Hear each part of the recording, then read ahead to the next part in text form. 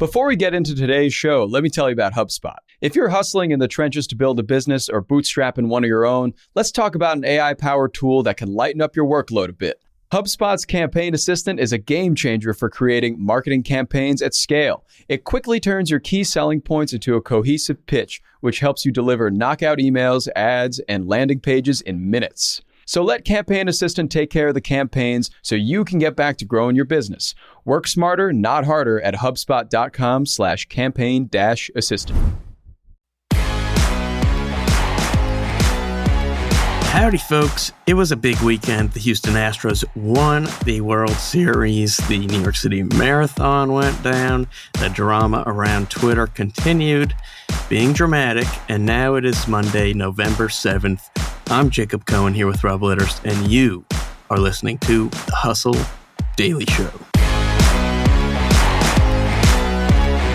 Today, we're going to be running through a few interesting stories. Rob's got a look at Rust, programming language gaining a lot of attention, not to be confused with the red schmutz Rust.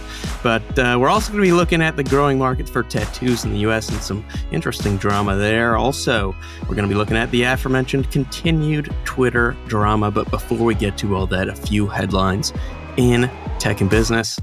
Let's get crackling.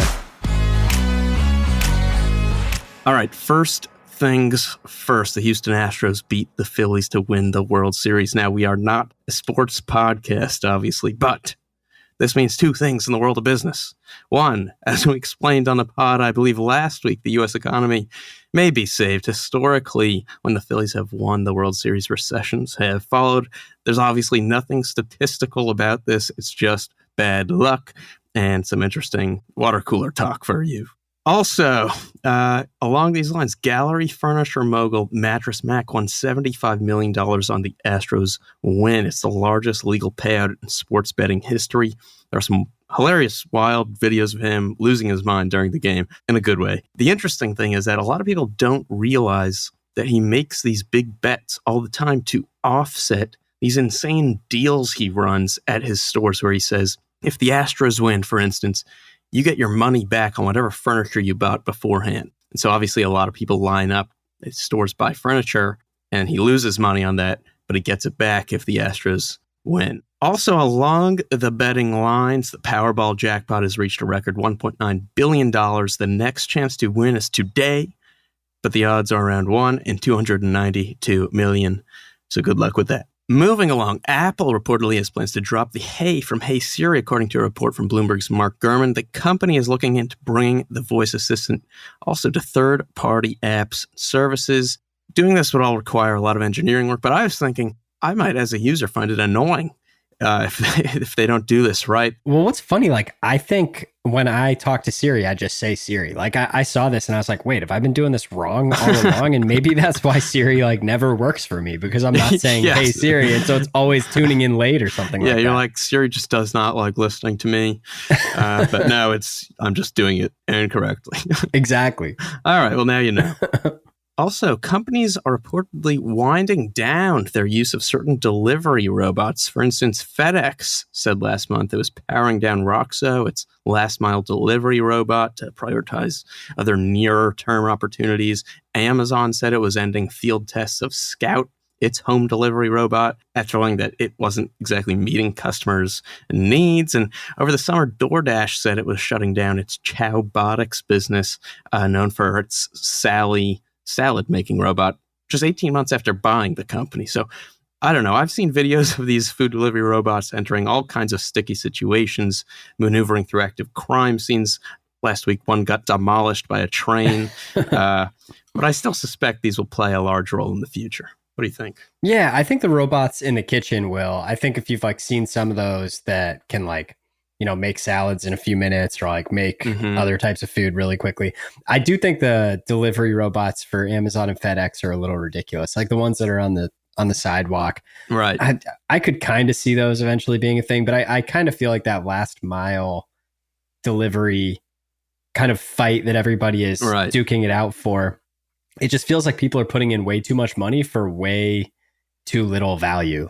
Yes. At the end of the day, how big of a difference is any of that going to make? Right. And it's so contextual. Every house, every sidewalk is so different. Right. It's got to be so hard to scale this operation. Totally. Along the food lines, General Mills launched mini versions of Trix, Cinnamon Toast Crunch, and Reese's Puffs. I also just learned that there are apparently mini Doritos, which are very cute. Are you a fan or foe of this trend, the minification of food? I don't think I'm a fan of this in general. I think I like normal sized snacks. Yeah.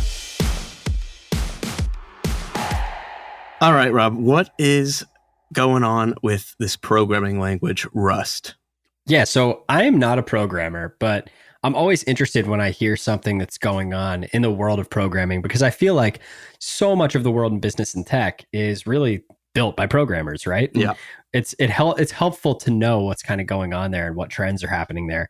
And so I came across this article in Wired about this new programming language called Rust. And it's not actually super new. It was actually born out of a side project from a Mozilla researcher back in 2010.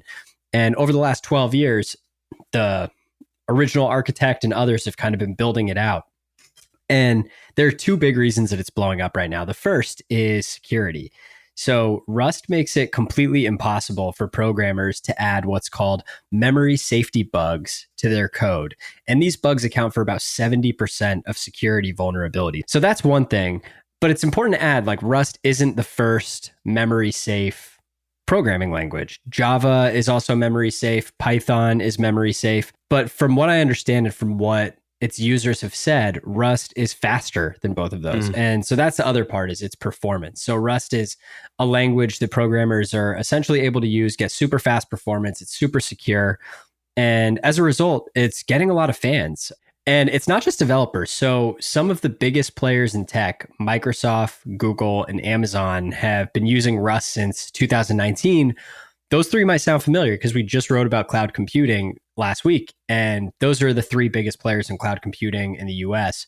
And from what I understand, Rust is a great language that for building B2B services. They partnered with Mozilla and Huawei to create the Rust Foundation, which is a nonprofit to help grow the language, get some more adoption from other developers. Of course, no programming language is perfect, and Rust does have its downsides, including a longer learning curve than other programming languages. And just because it's kind of a newer language, it's inherently more complex to incorporate it into existing operating systems, which it's being incorporated into Linux right now. And apparently that's been kind of a drawn out process. But its advocates say that the trade-off is worth it. And so if it means better security and less security vulnerabilities, then I'm all for it. I'm excited to see what happens with Rust going forward.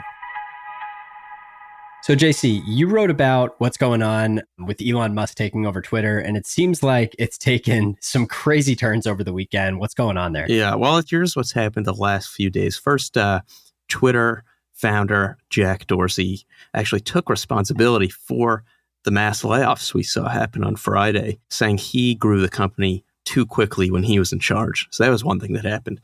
Another thing that happened, ex-employees filed a class action lawsuit claiming the company's mass layoffs violated California's WARN Act, which requires 60 days advance notice. Also, Elon Musk continued shooting out some feature ideas, including the ability to add long-form text to tweets and more monetization features. And also something interesting, the company reportedly cut 15% of its trust and safety staff, but it says that that won't impact its moderation abilities.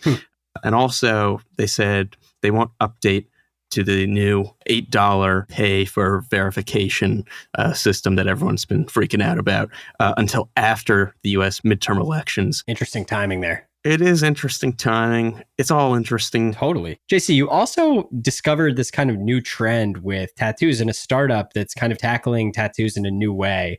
What's going on with that? Yeah, so I just thought this was an interesting trend that I was reading about. Apparently, 46% of Americans now reportedly have tattoos. Wow. And the market for tattoos in the U.S. is estimated to be worth around $1.5 billion. And new reporting actually from the San Francisco Chronicle found that this startup Ephemeral, which is this really neat made-to-fade tattoo startup that's been opening up locations around the United States, has raised almost $30 million and is growing. But wow, the report said that some of its customers are realizing that their tattoos, which were supposed to fade between 9 and 15 months after getting them, are not fading. And they're lasting longer than they had hoped. So some drama in the tattoo world. I wonder if any listeners have gotten it. All right, and that's gonna do it for us today. Thanks for tuning in to the Hustle Daily Show. We're a proud part of the HubSpot Podcast Network. Our editor today is Ezra Trupion. Our executive producers, Darren Clark. We've got a lot more tech and business coverage in our newsletter. If you are not subscribed, go get yourself subscribed at thehustle.co/email. Hope you have a marvelous Monday. We'll see you tomorrow.